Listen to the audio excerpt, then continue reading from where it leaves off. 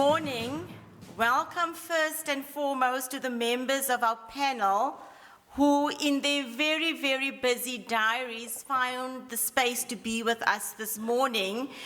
And Professor Pearl Sithole is going to give you more details about who they are, but let me just welcome them here. First, Ms. Baleka Mbete, then Ms. Pumla Mnganga, who's also our Chair of Council, Ms. Ngizwe Lozi, and Professor Vital, who's the Deputy Vice Chancellor for Teaching and Learning at UKZN. I am Professor Cheryl Potgieter, and I'm the Deputy Vice Chancellor and Head of College of Humanities. I would like to recognize and thank the Chairperson of the KZN Office of the Commission of Gender Equality for being with us. We'd also like to welcome Mr. Shozi Ndlovu from the eThekwini Municipality, people from the Chamber of Business, dignitaries from eThekwini, from the universities surrounding the city, from public and private enterprises, and if I name names, I'm going to leave many out, but we've had a phenomenal response to the event this morning. And I'd also like to thank our executive members, our deans, and specifically our academics as well as our students who are here with us this morning.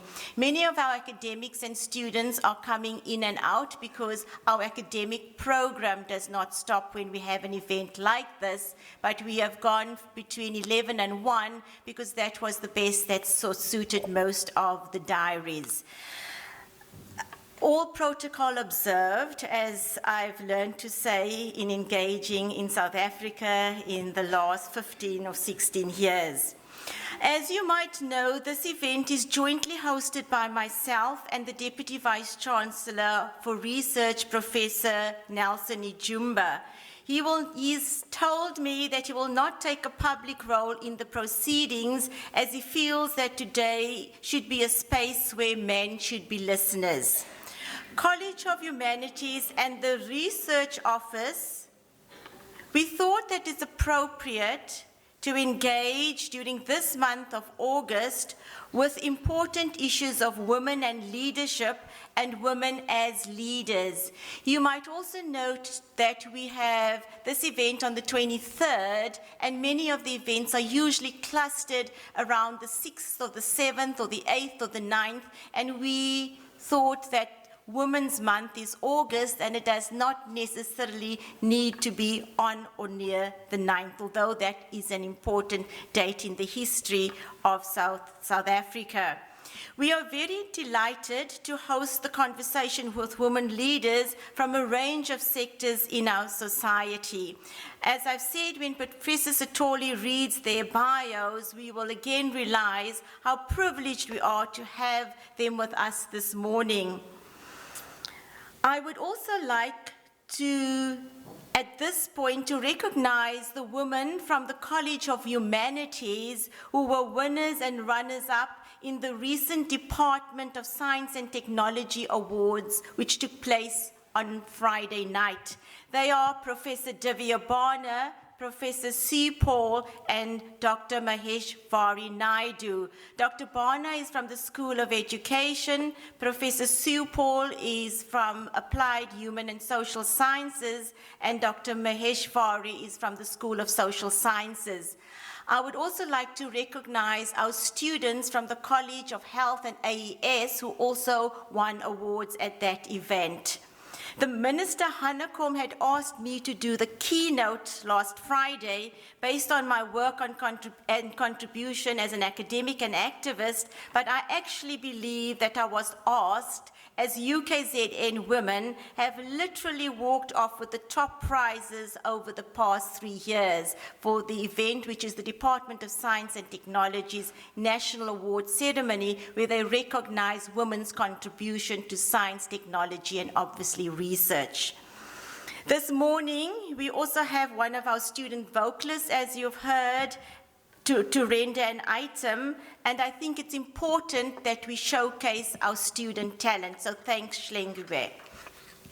You have probably or possibly noticed that we have a photographic exhibition of Zanele Moholi's work, and we chose 57 pictures, which is outside, which you would have the space and time to look at over lunch. And it is symbolic. We chose 57 pictures of women because it's symbolic of the 57 years since women marched to the Union buildings. I would also now like to take this opportunity to introduce Professor Pearl Sithole to you, as she is co-hosting the conversation that we're going to have with leaders with me today, and she will also introduce Professor Rosina Mott, who would give us a brief input on the exhibition, and then she will proceed to introduce our panelists.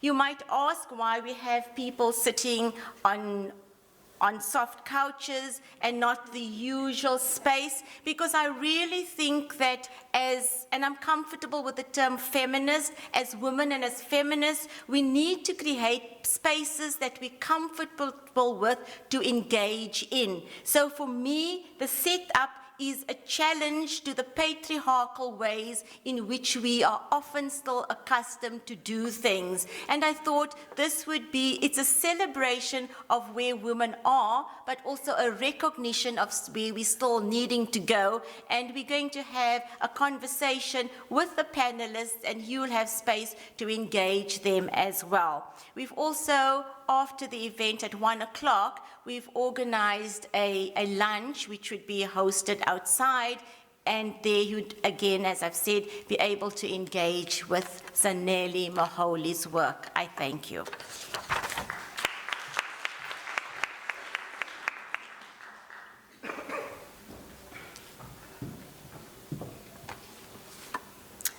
Madam Court Moderator, our distinguished guests, esteemed dignitaries that are in the room, whose portfolios I will not mention, because Professor Potgieter has mentioned some of them and we have not exhausted them. I greet you all. I will start a very, very important task that is part of this auspicious event by mentioning that my job is very, very interesting today. It is to flaunt women talent. It is to flaunt women excellence. It is to flaunt women's integrity. It is to flaunt our cream of the crop. And so occasionally I'll be standing up to introduce the various speakers. But for now, I just want to start with the host of this event, the owner of the den in which we are located today, Professor Cheryl Potgieter, who is the Deputy Vice Chancellor at the University of KwaZulu-Natal. She's also Head of Humanities at the University of KwaZulu-Natal. Previous posts are the University Dean of Research at this university, Professor of Psychology at the University of Pretoria, Founding Director and Head of Gender Development Studies and Human Sciences Research Council, and Director and Head of Women Gender Studies Department at the University of Western Cape. Professor Cheryl Potgieter has written researched policy for government departments, the private sector, and NGOs. She has published in both local and international journals in areas of race, gender, sexuality, and broad areas related to transformation. She credits her progression in career to the following organizations: the UDF, the United Women's Organization, the ANC, the University of Western Cape, who have all had a contribution to her career as much as she has had an indelible mark, I am sure, to this organization. I present to you my host, Professor Potgieter.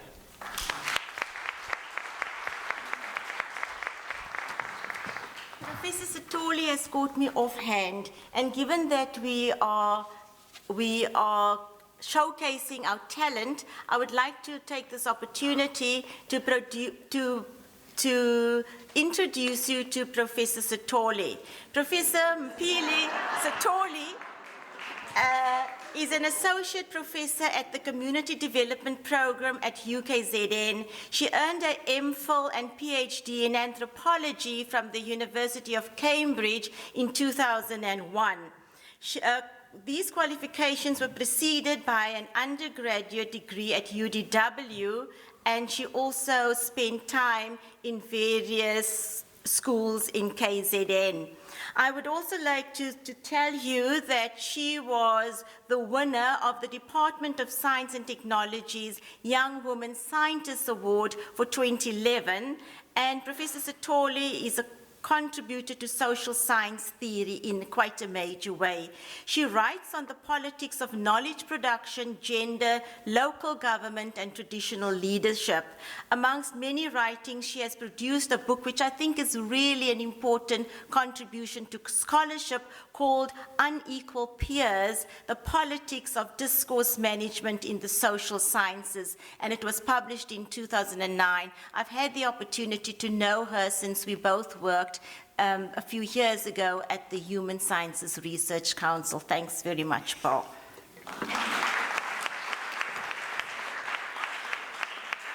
I never knew that women practice an eye for an eye. But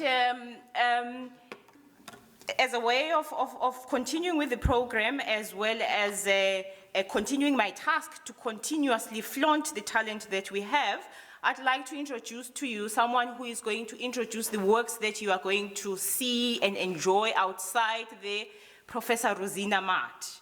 Professor Rosina Maat is an associate professor at the University of KwaZulu-Natal, Durban in South Africa, and she currently heads the Gender Studies program at this university.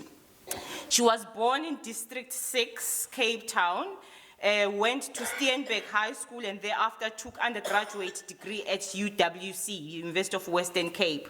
She writes both fiction and non-fiction and won the Jenny Prize Best Short Fiction in Canada in 1992 for No Rosa, No District 6, which later, when part of the collection titled Rosa District 6, made the bestseller list in the 2006 Canada and Homebrew list in South Africa.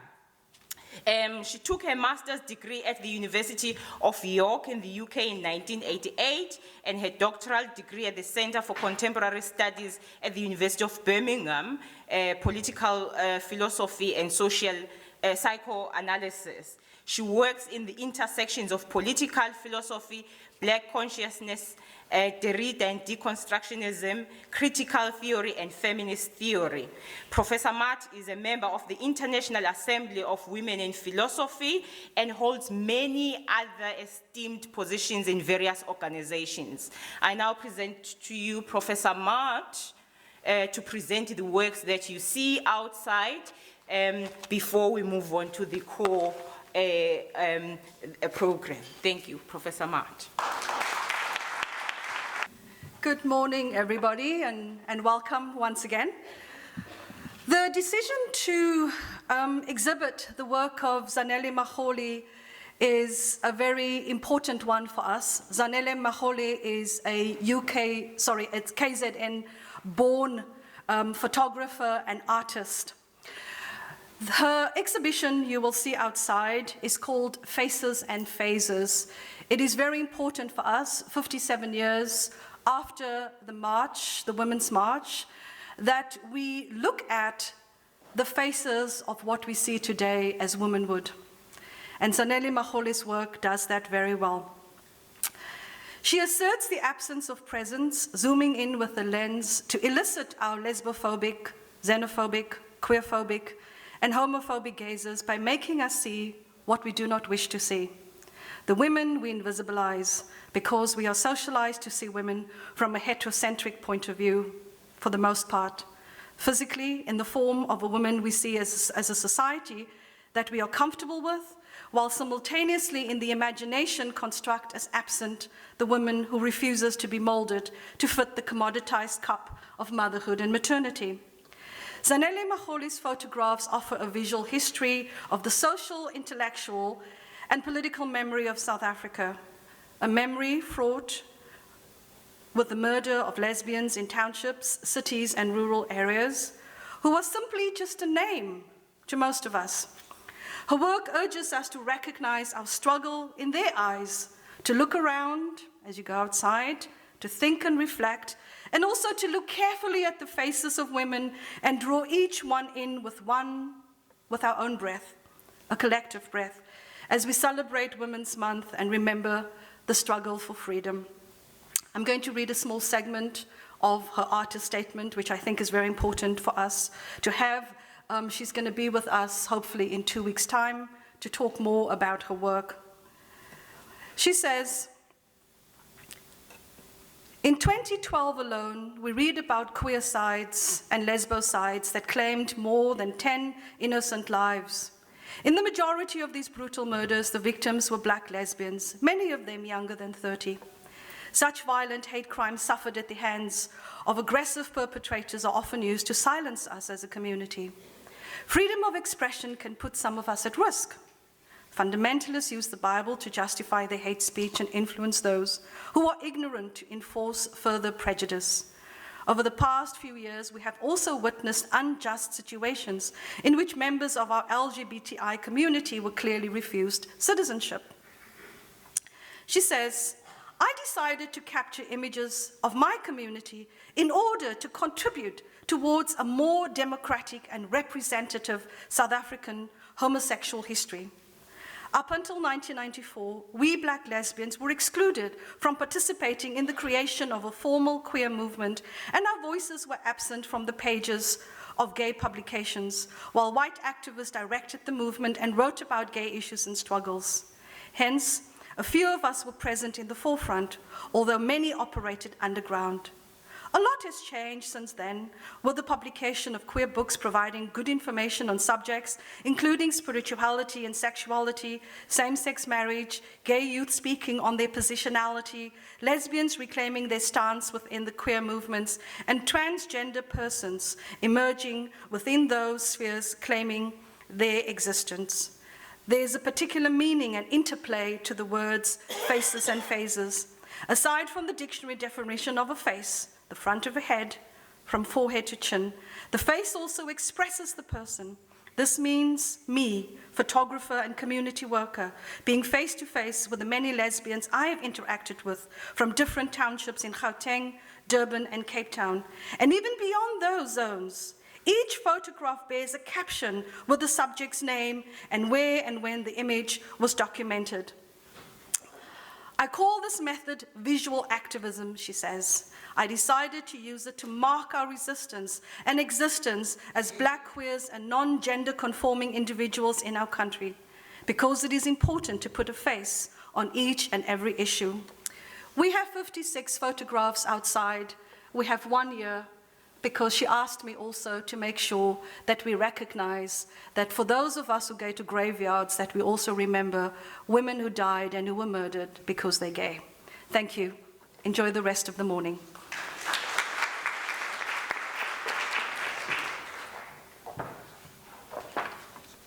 Thank you, Professor Matt. I now have the pleasure of introducing, back-to-back I will, because we, as Professor Potgieter had said, we want to create a conversation. So I will introduce all the speakers, and then we will start with the help of technicians to direct the voice that it comes from the cultures, so that they can then instigate the discussion with their brief presentations. The first speaker is Ms. Baleka Mbete, who trained as an educationist, but ended up spending most of her adult life as a political functionary and leader. After 15 years in exile, she returned to a hectic program in her involvement in establishing a new South Africa. At its first conference after the unbanning of the ANC, the political parties, the ANC Women's League elected her as its Secretary General in 1991. She was one of the African National Congress negotiators at the talks towards both the interim and current South African constitution. She became the second woman deputy president of South Africa in the transitional period from 2008 to 2009. In 2007, she became the first woman to become the national chairperson of the ANC. In this capacity, she was tasked with heading the centenary celebrations of the African National Congress in 2012, whose focus was national, continental, and international. Among other activities of the international front, Mbete served as a member of the Pan-African Parliament in its formative years. She sat in the AU Women's Committee in 2006 and also led an AU observer mission to the national elections of Tanzania in 2007. At the invitation of the United Nations Fund for Women, she twice served as a high-level expert to the Burundi peace process in Arusha in 2000. In 2000 and 2005, she participated in the UN summits for presiding officers in New York. In 2010, she initiated the formation of Ndimlo Cultural Heritage and Innovation Foundation, of which she is chairperson. Mbete loves music, hence what was played, and poetry, is a mother of 5, and I have the pleasure today of presenting her right in front of me, and I invite your applause.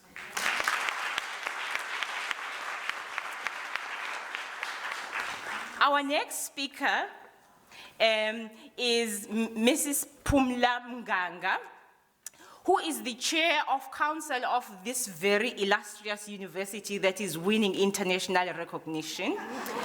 She obtained her master's in business leadership at UNISA. She also completed a course on strategic human resources and change management at Harvard Business School. Acknowledged for her business acumen and keen sense of social responsibility, she is the managing director of Lehumo Women's Investment Holdings. She founded Lehumo, a women-owned investment holding company involved in the infrastructure sector in 2004. The company co-manages the Telcon, a Murray and Roberts subsidiary, toll road operations and maintenance contracts across South Africa's national roads. Lehumo also has equity stakes in Hewlett's, Natal Portland, and Teti Traffic. Mganga serves on the boards of the Spar Group, Gold Circle, Crooks Brothers Limited, and chairs of the social and ethics committees for these companies. She also serves as chair of the Caesar Trust, a rural NGO for vulnerable women. I have the pleasure of presenting yet another ingredient in the cream of the crop in the form of my council chair, and I invite your applause.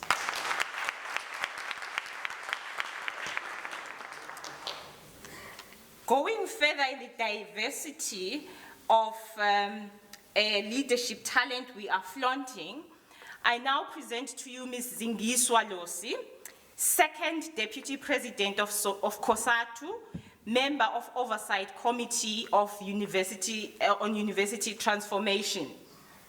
She grew up in a family of activists,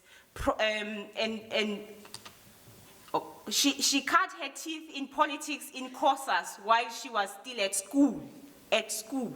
She served in the ANC Women's Youth League structures in the Eastern Cape, where at the age of 10, with her 2 brothers, she became quite involved in the politics at that time.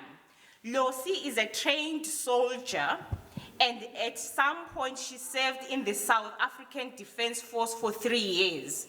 She becomes extremely emotional when she talks about conditions under which members of the SANDF work, particularly those at lower levels. She describes what happened at the union buildings as a gunpowder keg that was long waiting to explode as part of her experiences in the army exploded. She is part of the COSATU leadership. After resigning from the army, Losi was employed by Ford, a car manufacturer in PE in 2002, as an operator in engine components and assembled division. She later became a quality inspector. In the same year, Losi became a NUMSA shop steward at the plant. At the same time, she served in various NUMSA committees such as finance and education in the Eastern Cape region. As a senior leader of the Federation, she's acutely aware of the challenges facing organizations. Losi is highlighted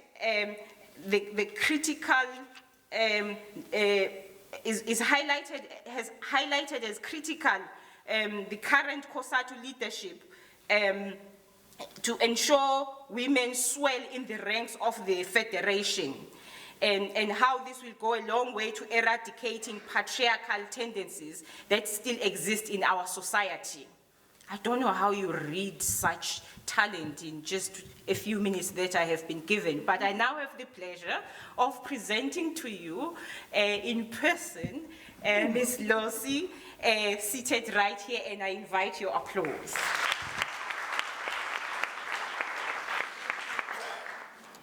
Of course, UKZN as an institution that is quite instrumental in all forms of transformation, not least of which is academic integrity of this continent, would have wanted to place in a panel such as this its very own cream.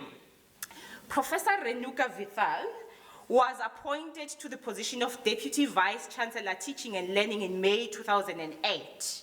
She provides strategic leadership on teaching and learning, developing university teaching and learning policies, and monitoring their consistent university-wide implementation.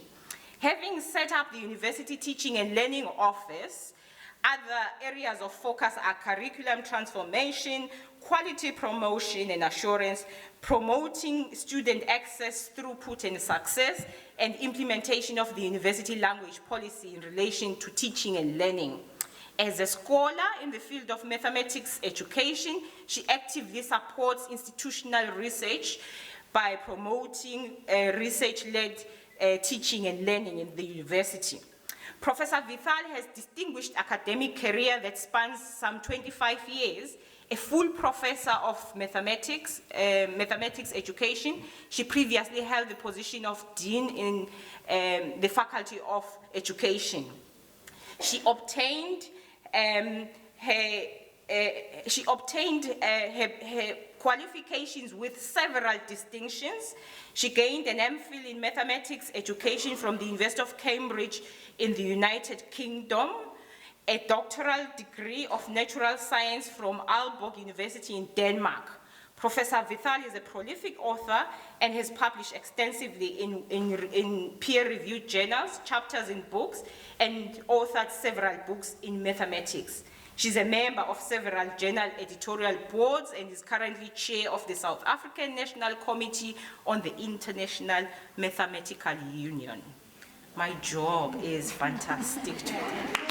I can now present to you Professor Vithal. It is therefore my pleasure, ladies and gentlemen, to invite the guests in the order that I have just cited them, to give us a few probing thoughts on what they would like to share with us, and to let them know that their very presence here and the ability for us to flaunt women talent has made us to be humbled already. Thank you. Do you mind if I speak from Please here? sit. That is All the right. idea. Thank you. Yes. Yes, because I was wondering what's the point of going there. I have a mic here. I'm comfortable, especially sitting in front of such wonderful faces. I always feel great when I'm in the company of this kind of collective of women. May I say thank you very much for believing that my life has anything interesting for a start, and that there's anything that we will benefit from focusing on my life. I'm not so sure. However, when I was thinking early this morning, what am I going to say? The first thing that happened is that memories started flooding my mind. Just raw memories.